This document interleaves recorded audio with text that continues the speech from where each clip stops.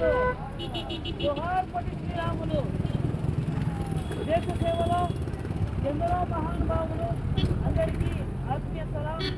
ఈరోజు ఎంతో శుభదినం. స్వతంత్ర భారతావనిలో ముఖ్యంగా సంస్కృతి సాంప్రదాయాలకు పునాది రాయమంటి ఆంధ్రప్రదేశ్ ఎన్నో త్యాగాలతో మన ఎంతో త్యాగమూర్తి అయినటువంటి పొట్టి శ్రీరాములు గారి త్యాగంతో ఎందరో తెలుగు వారి శ్రమతో ఈరోజు అంటే మన ఆంధ్రప్రదేశ్ అవతరం చెందింది మద్రాసు రాష్ట్రం నుండి. కాబట్టి ఈ యొక్క పవిత్రమైన మంచి రోజు శుభ సందర్భంగా ప్రతి ఒక్కరు కూడా 5 కోట్ల ఆంధ్ర ప్రజలందరికీ కూడా ఆర్థిక శుభాకాంక్షలు తెలియజేస్తూ, ముఖ్యంగా ఎందరో త్యాగదనుల వారి యొక్క త్యాగాలతో ఆంధ్రప్రదేశ్ ఏర్పడింది. అదేవిధంగా ఎందరో త్యాగమూర్తుల త్యాగాల పునాదుల మీద ఈ దేశం అభివృద్ధి వైపు పడిపెడుతోంది.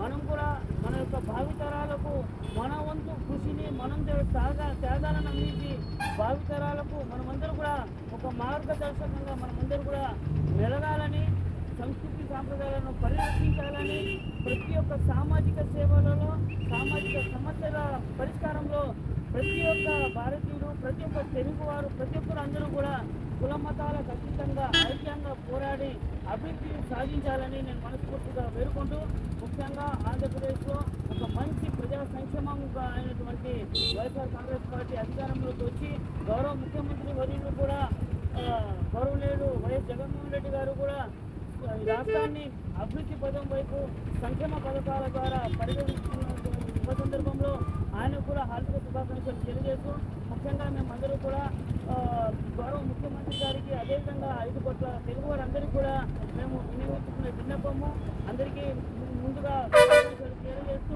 మనమందరూ కూడా ఐకమత్యంతో మన యొక్క భారతదేశంలో ముఖ్యంగా దక్షిణాది రాష్ట్రాలైనటువంటి ఆంధ్రప్రదేశ్ని చిన్న చూపు చూసినటువంటి తరుణంలో మనందరూ కూడా మన యొక్క ఐకమత్యంలో మనమందరం కూడా ఏకమై మన యొక్క హక్కుల పరిరక్షణలో మనమందరూ కూడా ముందుకు రావాలని, ఈ యొక్క సమస్యల పరిష్కారంలో మన యొక్క హక్కుల సాధనలో అన్ని పార్టీలు కానివ్వండి, అన్ని రాజకీయ పార్టీలు కానివ్వండి, అన్ని సోషల్ ఆర్గనైజేషన్స్ కానివ్వండి, అన్ని ఎన్జిఓస్ ఇందులో తెలుగువారు, యువకులు, విద్యావంతులు, మేధావులు, సంస్థలు అందరూ కూడా ఏకమై ఆంధ్రప్రదేశ్ని అభివృద్ధి వైపు తీసుకొని వెళ్ళడంలో మన యొక్క కర్తవ్యాన్ని నిర్వహించాలని నేను మనస్ఫూర్తిగా కోరుకుంటూ, ముఖ్యంగా మేధావుల మౌనం దేశానికి చేటుంటారు, కానీ మేధావుల గలం దేశానికి గొప్ప వరం. కాబట్టి మనమందరూ కూడా 4 గోడల నుండి 4 వైపుల నలుగురిలోకి వచ్చి మన యొక్క గలాన్ని వినిపించి మన యొక్క హక్కులను సాధించి ఆంధ్రప్రదేశ్ రాష్ట్రాన్ని దేశంలోనే